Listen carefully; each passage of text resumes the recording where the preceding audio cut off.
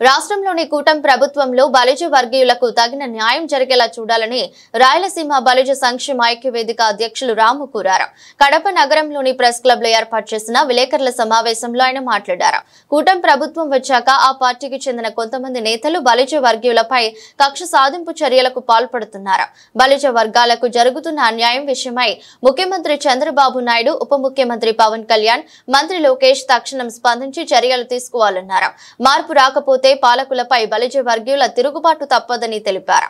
కార్యక్రమంలో నగరి శ్రీకాంత్, వీరభద్రుడు, క్రాంతి, హరిబాబు, శివనాగరాజు, వెంకటేశ్వరులు పాల్గొన్నారు.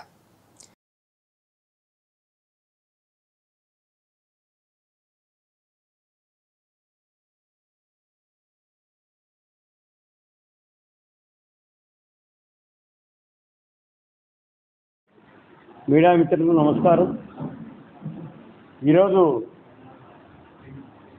నేను రాయలసీమ బలిజ సంఘం తరఫున 28-30 సంవత్సరాలుగా తిరుగుతున్న అనుభవజ్ఞునిగా అన్ని రాజకీయ పార్టీలతో అనుబంధాలతో మా జాతిని మేలుకొలుపుతూ ఎన్నో సంస్కరణలు, సమాజ సేవ, ఎవరు గెలవాలన్నా ఎవరు చేయాలన్నా కొన్ని చోట్ల మేము శాసించే విధంగా తిరుగుతున్న వ్యక్తిగా ఈరోజు మీడియా మిత్రులకు తెలియజేసుకున్నందుకు కడప ప్రెస్ మీట్ పెట్టడం జరిగింది.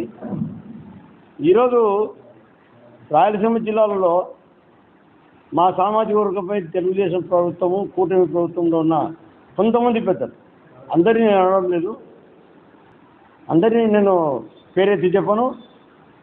ఈ మీడియా సమావేశంలో చంద్రబాబు గారికి, డిప్యూటీ సీఎం పవన్ కళ్యాణ్ గారికి, లోకేష్ బాబు గారికి కొంతమంది ఇలా అరాచకం చేస్తున్న నాయకులకు బాధ్యతారహితంగా ప్రవర్తించమని మీడియా సమావేశంలో తెలియజేసుకుంటూ మేము ముందరికి వచ్చాము. ఈ నడమ మా సామాజిక వర్గంపై కడప జిల్లాలో దాడులు ఎక్కువ జరుగుతుంది.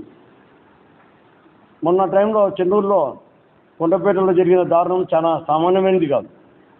తర్వాత ఇడిమరకలో శ్రీకాంత్ అని చెప్పి ఒక చిన్న డాబా 30 నుంచి 40 సంవత్సరాల పైన నడుపుతున్న వ్యక్తిని అక్కడ గతంలో వైసీపీ ప్రభుత్వం కలిసినప్పుడు మాత్రము సర్పంచ్గా పోటీ చేయడం జరిగింది. అక్కడ యాదవ సామాజిక వర్గాన్ని కూడా చెప్తున్నా, నేను బలిజ సమాజం చెప్తున్నాం, యాదవ సామాజిక వర్గం వాళ్ళు మా జాతి కూడా సపోర్ట్ చేసి గెలిపించడం జరిగింది. ఉప సర్పంచ్గా మా వాడిని పెట్టి మళ్ళీ తీసేయడం జరిగింది రాజకీయంగా. తర్వాత ఈ డాబా నడుపుకుంటున్నాడు, ఈయన జీవనాధారం పోగొట్టాల శ్రీకాంత్ అని చెప్పిన ఉద్దేశంతో కక్షగట్టి కాటి సీను అనే వ్యక్తి, ఆ ఊరికి సంబంధం లేని వ్యక్తి, ఆ వ్యక్తి చేత సుధాకర్ యాదవ్ గారికి తప్పుడు సంకేతాలు పంపిస్తూ మా సామాజిక వర్గం మీద దాడులు చేయడము ఎంతవరకు సబబు అని చెప్పి ఈ సందర్భంగా తెలియజేసుకుంటున్నాం.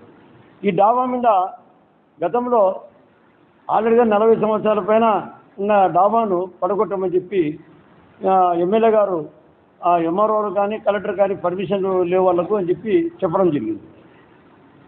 దాని మీద మేము సుధాకర్ యాదవ్ గారికి హైదరాబాద్కి వెళ్ళి, అన్న ఇది పద్ధతి కాదు, కొంచెం ఆలోచన చేయండి అని చెప్పి చెప్పడం జరిగింది.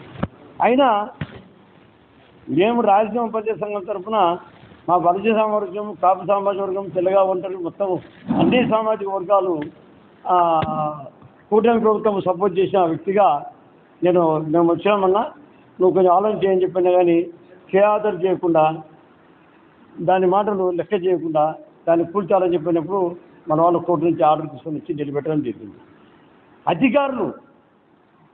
అధికారులు నాతోనే ఫోన్ చేసి ఇది చాలా అన్యాయమో, ఆ పాపం మా కొట్టుకుంటుందని చెప్పారు. ఈయన మీద కక్ష సాధింపుతో వాళ్ళ బావగారి డాబా పక్కనే ఉంటుంది, ఒక 100 అడుగుల దూరంలో.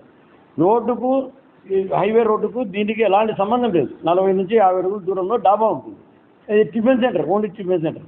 ఆ టిఫిన్ సెంటర్ మీద అక్కడ మొన్న ఎప్పుడో వారం కింద యాక్సిడెంట్ అయిందని చెప్పి, దీనివల్ల యాక్సిడెంట్లు తిరుగుతున్నాయి, ఈ డాబా ఉన్నంత వల్ల అని చెప్పి ఆయన కక్షపూరితంగా